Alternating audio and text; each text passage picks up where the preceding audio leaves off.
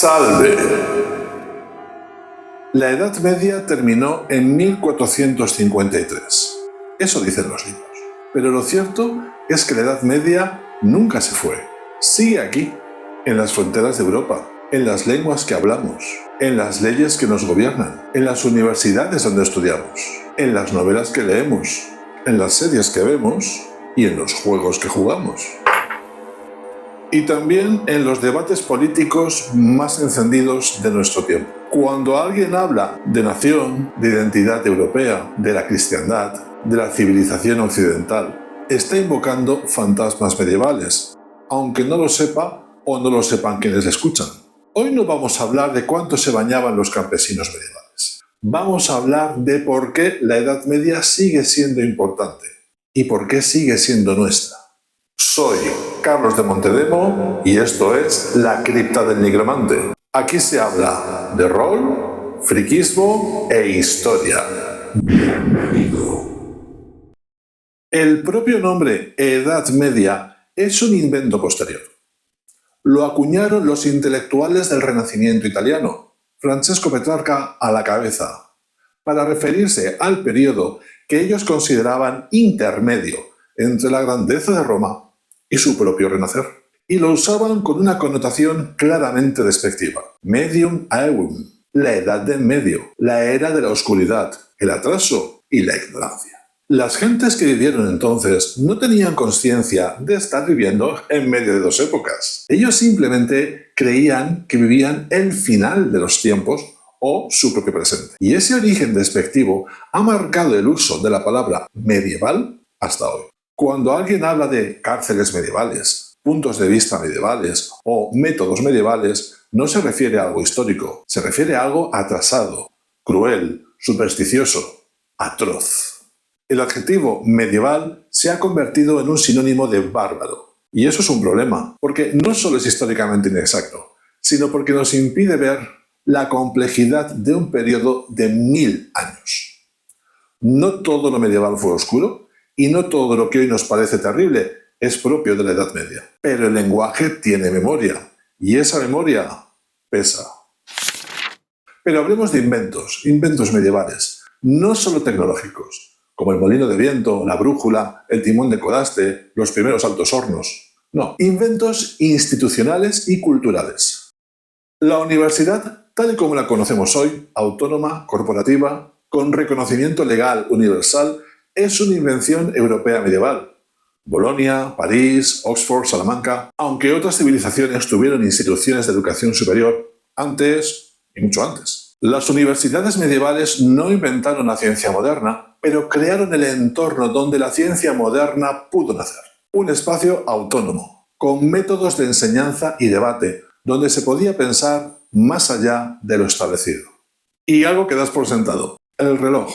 El reloj mecánico, que dividió el tiempo en horas iguales y que transformó la percepción del tiempo y con ella la organización del trabajo, la vida urbana y la ciencia, también nació en la Edad Media. La Europa que conocemos hoy, sus fronteras, sus lenguas, sus naciones, nació en la Edad Media. Fue en estos siglos cuando se consolidaron los reinos que acabarían dando lugar a las naciones europeas.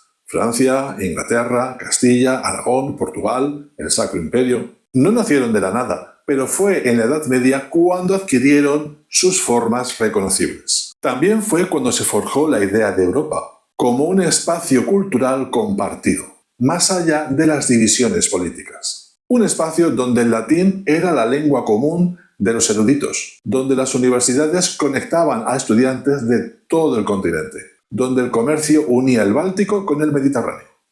Y la Unión Europea tiene raíces medievales, no en sus instituciones, pero sí en su espíritu, algo que nos une más allá de compartir el continente. Aquí llegamos a un terreno pantanoso.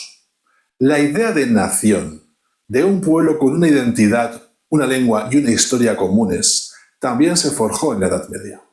Pero no del todo. Y esta es una distinción crucial. En la Edad Media, la palabra nación se usaba en las universidades para agrupar a estudiantes según su lugar de origen. No designaba un territorio con fronteras ni una comunidad política unificada. Esto es posterior. El problema es que en el siglo XIX los nacionalismos europeos, tanto los que ya tenían Estado como los que aspiraban a tener uno o luchaban por mantener su identidad dentro de otro, todos miraban hacia atrás, buscando en la Edad Media sus siglos de oro. A menudo con razón, pero también depurando lo que no les interesaba o pasándolo de puntillas y aumentando el detalle o significación de los elementos que sí les interesaban, cuando no se los inventaran abiertamente. Cada nacionalismo tiene su mito fundacional y la Edad Media ha sido la cantera de la que los han extraído.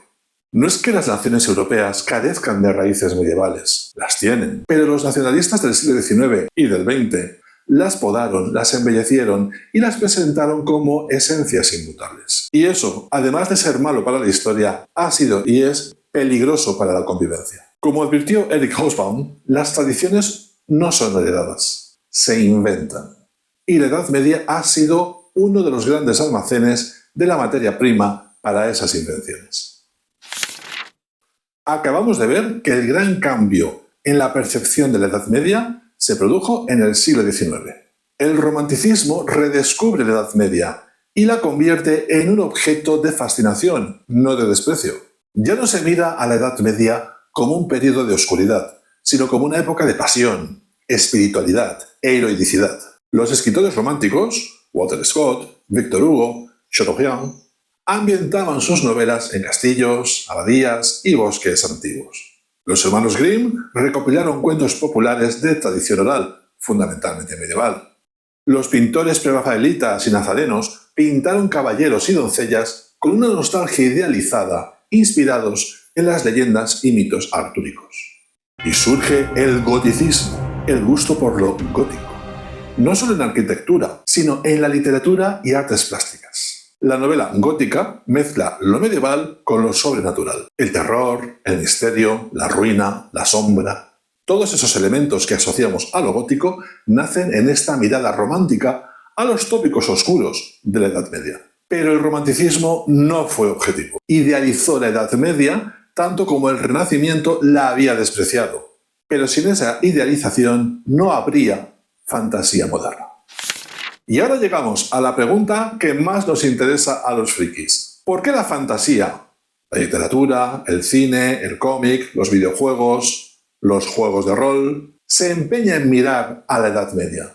La respuesta es compleja, pero hay varias claves. Primera, la distancia adecuada. La Edad Media está lo suficientemente lejos como para ser exótica, pero lo bastante cerca como para resultar familiar. Reconocemos los castillos, los caballeros, los reyes, los campesinos, pero podemos añadir dragones y magia sin que la cosa chirríe. Segunda, la fragmentación del poder. No hay un imperio global, hay reinos, ducados, ciudades-estado, señoríos, múltiples centros de poder y en ocasiones un absoluto vacío de poder.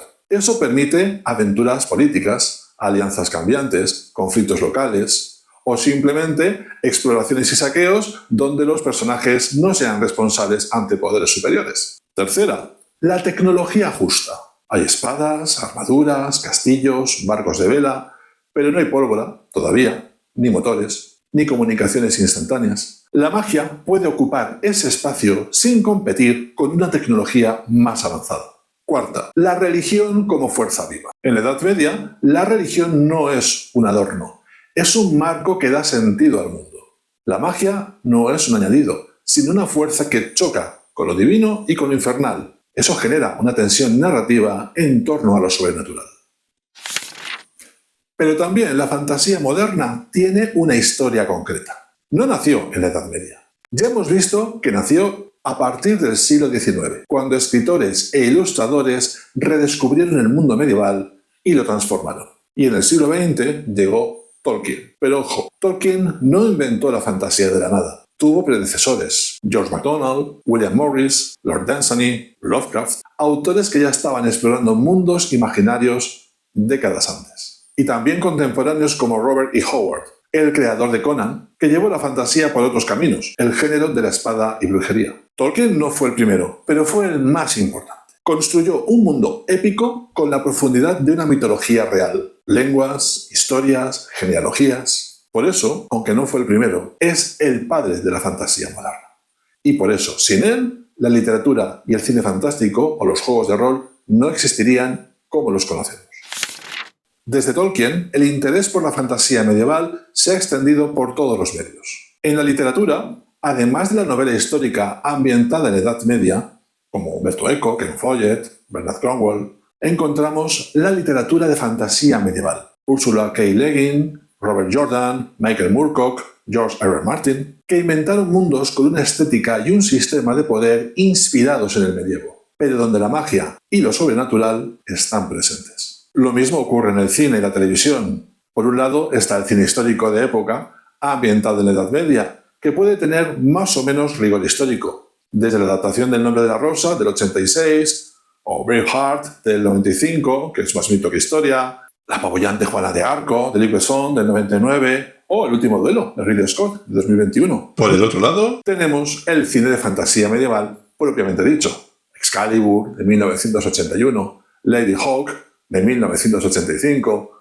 Willow de 1988, El Señor de los Anillos de Peter Jackson de 2001 a 2003 y las series Game of Thrones, The Witcher. En estas obras, la ambientación medieval es el envoltorio, pero el contenido incluye magia, monstruos, dragones y mundos inventados. Y en los videojuegos, Dragon Quest del 86, Final Fantasy del 87, Elder Scrolls, The Witcher, Elden Ring, Assassin's Creed, la estética medieval es casi obligatoria en el género del rol y la aventura. Y por supuesto, los juegos de rol. Dungeons & Dragons nació en 1974. En plena explosión tolkiena. Su mundo por defecto es medieval. No una edad media histórica, sino un batiburrillo de castillos, mazmorras, dragones, criaturitas variopintas y magia. Es como una indigestión de Tolkien. Pero sin ese imaginario medieval, Dungeons & Dragons no existiría. Ni el rol sin Dungeons & Dragons. Ars Magica, en cambio, apuesta por una edad media histórica que no renuncia a la magia, sino que la inserta y armoniza en un mundo que reconocemos como real. Y esa es su fuerza, con la que discretamente transformó el rol desde los años 90. Hay un nivel de simbolismo más profundo. La fantasía medieval habla de nosotros, no de la Edad Media. Cuando vemos una película de caballeros o de dragones, estamos viendo los miedos y deseos de nuestra época. La Edad Media es el espejo, y mientras tengamos preguntas sobre quiénes somos, seguiremos mirando atrás. Pero también es un icono, un conjunto de imágenes que reconocemos al instante. El castillo, el caballero, la catedral, el rey con corona, el mago. El icono es una puerta de entrada, no el destino. El destino es entender por qué esas imágenes nos siguen llamando la atención siglos después. Pero espejo o icono, la Edad Media es un generador de historias. Sus conflictos son trasladables a cualquier mesa de juego. Sus personajes, el caballero, el monje, el bardo, el mercader, el peregrino, el mago, son arquetipos reconocibles. Sus escenarios, el castillo, la taberna, el bosque, la mazmorra, la catedral, son fácilmente imaginables. Por eso la Edad Media no es solo un decorado. Es una máquina de crear relatos. Y mientras haya quien quiera contar historias, la Edad Media seguirá viva. Y antes de terminar, una última reflexión. Incómoda, pero necesaria. Cuando hablamos de Edad Media, estamos hablando de la europea, la nuestra, la que nos enseñaron en el colegio. Pero esa Edad Media no es universal. El Islam vivió su propia Edad de Oro, mientras la Europa occidental luchaba por reorganizar sus reinos. El Imperio Bizantino tenía su propia cronología. China desarrollaba dinastías sin solución de continuidad. Japón tiene su periodo medieval, con shogunes y samuráis, pero ocurre en fechas distintas. Por eso, cuando hablamos de la Edad Media sin calificativos, estamos siendo eurocéntricos. Damos por hecho que nuestra periodización es la normal, y la de los otros, exótica o derivada. Y ese eurocentrismo tiene consecuencias. Porque Estados Unidos, un país que nació en el siglo XVIII, ha adoptado la Edad Media europea como parte de su identidad. Pero como no le pertenece del todo, la deforma. La convierte en un escenario para sus propias narrativas. El héroe solitario, el pionero, el rebelde o para el mero espectáculo. El cine de Hollywood, los videojuegos, los juegos de rol, todos usan la estética medieval como envoltorio, pero la llenan de valores y conflictos del presente, a menudo norteamericanos. No es que esté mal. La fantasía tiene derecho a mezclar, a inventar, a apropiarse, pero conviene saberlo. Porque cuando jugamos a rol, no estamos viajando al siglo XIII. Estamos viajando a un imaginario construido en el siglo XX o XXI, en gran parte en Estados Unidos. La Edad Media que amamos es, en buena medida, una invención contemporánea. No por ello es falsa, pero es importante recordar que se trata de una construcción cultural, no de una ventana al pasado. La Edad Media no es solo una época, son muchas épocas. Unos 1000 años de historia, desde la caída de Roma a la caída de Constantinopla. Y dentro de ese milenio hay luces y sombras, avances y retrocesos, esplendor y miseria. Pero también es un mito, una construcción cultural que hemos ido moldeando durante siglos para responder a nuestras propias necesidades. La Edad Media es el origen de las naciones europeas. Es la cuna de las universidades. Es el laboratorio donde se ensayaron formas de gobierno, de comercio, de pensamiento. Y también es el imaginario que alimenta nuestra fantasía, nuestros juegos, nuestras historias. Por eso la Edad Media sigue viva, porque la necesitamos para entendernos, para imaginar otros mundos, para soñar. ¿Y tú por qué crees que la Edad Media nos sigue fascinando? ¿Qué papel juega en tus partidas, en tus lecturas, en tus series favoritas? Te leo en comentarios. Nos vemos. Y recuerda, la Edad Media no murió en 1453. Solo se escondió a la espera de que la descubrieras con tus propios ojos.